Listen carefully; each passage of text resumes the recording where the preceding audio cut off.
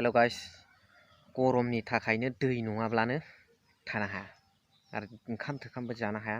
दैल' हाबखायो बेनिफ्राय बिराद हामो देहायाबो स' दिनैनि भिडिअ'आ जोबोद दामाखा नोंथांमोना बिराद इन्टारेस्ट मोनगोन UPPL आरो BJP स्प्लाइट जामारबाय गावमारबाय दिनैनिफ्रायनो बासन होनायफ्रा आलदा आलदा जाबाय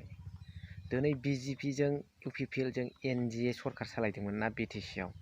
BTR गभर्नमेन्टनि बा UPPL दोलोनि सिमिट लिमिटेसनाथ' बिटिआरसिमल' नालाय दा बे मोननैजों सालायनाय NDA सरकारनि जे गावबागाव पार्टिनि जे characteristics of a particular political party बियो दिनैनि समाव रेबेल जाबाय श' जाबाय नुजाबाय दिनै रेवरेवा नार्जारिया BJP दोलोनिफ्राय प्रमद बर' बिथां सारखौहाय UPPL निखौहाय बखिहरबाय दिनै बिनि सोमोन्दै बिराद मोजाङै सावरायगोन जागायजेनबायबो दावहाया UPPL आरो BJP गावस्रालायनाय दिनै BJP नि गुबुन गुबुन दैदेनगिरिफ्रा UPPL नि दैदेनगिरिफोरखौ बखिहांबाय बेयाव नों राजु सारनि लास्टआव थास्लिमनाय बेखौबो जोबनाय फारसे एसे सावरायहैगोन so' hello' everyone once again welcome back to the channel दिनै गोदान भिडिअ'आव नोंथांमोन बयखौबो गोसो गोथारै बरायदों लोगोसे आसा खालामो इसोरनि अननायाव बयबो मोजां दं आंबो दंसाबो खुनुरुखुम इसोरनि अननायाव BJP एन्ड UPPL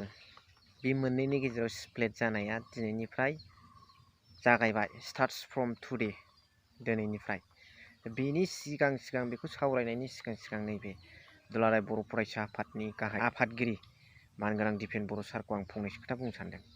बिथाङा थांनाय MP इलेक्सनाव जाबादि NDA जानानै अपेन फिल्डआव ओंखारथारनानै जोंनि NDA BTR एकर्डखौ आखरे आखर जाफुंहोनांगौबा NDA नो भट हो दिलीप सयखिया बिथांनो भट हो होननानै एर'प्लेनाव गाखोनानै बहुत रायजोफोरनाव बिहैलायथारदोंमोन दिनै मा मोनफिनखो ससियेल मिडियाआव दिनै मा नुफिनखो ससियेल मिडियाआव दिपेन बर' सारा खौसेथिनि थाखाय लिरफिननांनायखौ खौसेथिनि लिरनायाव आंहा जेबो लस गैया हारिनि सार्थ'आव खामानि मावनो खावलायनायाव आंहा जेबो दुखु मोननाय गैया नाथाय बिनि सिगां बिथाङा बिराद गिदिर one of the greatest mistake बिथाङा खालामबाय जे NDA नि जानानै भट बिनानै दिनै लिडारा सानखा हखा नुखा हरनांगौ फार साइटेड जानांगौ मिन्थिखानांगौ बेखौ एसे एनै मिन्थिखानानै सुलुं मोननानै आंबाबो सोरबाबाबो खुथार ससियेल मिडियानि गेजेरजों बुंखादोंमोन we have already talk about it through the social media जों बेखौ बुंखांखाबाय रायज्लायखांखाबाय ससियेल मिडियानि गेजेरजों जे NDA जों मालाबाबो लोगो दाजा NDA नि जानानै भट दाबिथों होननानै दिपेन बर' सारा लिडार जाबाय जेला सानखा हखा नुखा हखा मिन्थिनानै थांनो नाङामोन नांगौबा नों बबेबा मोनसे माबा मोनसे सापर्ट हो हारिनि रायजो राजाफोरनि सार्थ'आव खामानि मावनायाव आंहा जेबो लस गैया दिपेन बर' सार नाथाय नोंथाङा मोनसे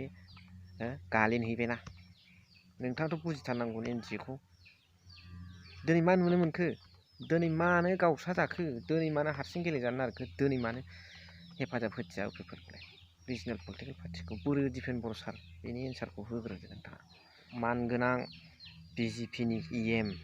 रेवरेवा नार्जारि बिथाङा प्रमद बर'नि एगेन्स्टआव खोथा बुंजेनहांबाय बे खोथाखौ ससियेल मिडियाआव नोंथांमोना नुजोब्बाय बयबो मिथिजोब्बाय साननो गोनां बाथ्राया नैबेसो आमी सिन्था करिब लगা কথা दे जे मानि थाखाय स्प्लाइट जादों व्हाट इज द रिजन बिहाइन्ड बे मोननै पार्टिनि गेजेराव स्प्लाइट जानायनि जाहोना मा गावबागाव गोहोखौ दिन्थिलायनो नङा होमबा बयहाबो गोहोखौ दिन्थिलायनो सुजुग सुबिदा इन्डियान कनस्टिटिउसना होदों जेखि जाया पार्टिनि थाखाय मानोना India is a multi party system नङा होमबा बावहाय सिंगल पार्टिबो दं बाइ पार्टिबो दं माल्टि पार्टिबो दं दा बेखायनो बयनोबो राइट्स होदों जेला गोहोखौ दिन्थिलायनो बिथांमोनाबो जानजि खाफ्रादों नाथाय बुंनांगौ खोथाया नैबेयावसो जोंनि NDA एकदम फिसालाफोर बादि जोंनि NDA जों NDA जों थागोन NDA जों जोबजासिम मावगोन होनग्रा जोंना राकेश ब्रह्म सार